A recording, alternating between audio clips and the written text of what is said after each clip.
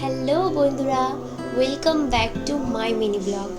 So দিদি বাড়িতে এসে সারা দিনটাই যেন বোরিং ফিল করছিলাম। তো এর থেকে মুভ অন করানোর জন্য আমার জিজু নিয়ে গেছিলো আমাকে ওয়াটার পার্কে। তো জিজুকে থ্যাংক ইউ। ওখানে গিয়ে প্রথমেই হাতে ব্যান্ড দিয়ে দিল নিকো পার্কে। ওখান থেকে আমরা চলে গেলাম ভেতরের দিকে। অনেক রকমের রাইডার ছিল, সব একদিনে এক্সপ্লোর করা একটু টাফই হয়ে ওঠে, কিন্তু আমরা যতটা পেরেছি রাইডিং করার চেষ্টা করেছি।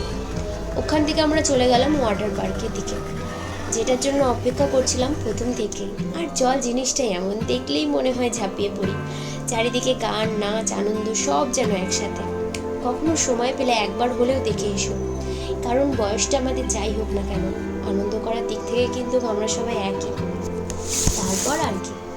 তারপর অনেক ফটো তুলে খাওয়া দাওয়া করে আমরা অবশেষে রাস্তার জ্যাম কাটিয়ে বাড়ির দিকে রওনা দিলাম।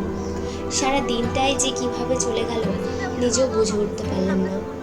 সময়টা তো চলে গেল, কিন্তু থেকে গেল এই স্মৃতিটুকুই।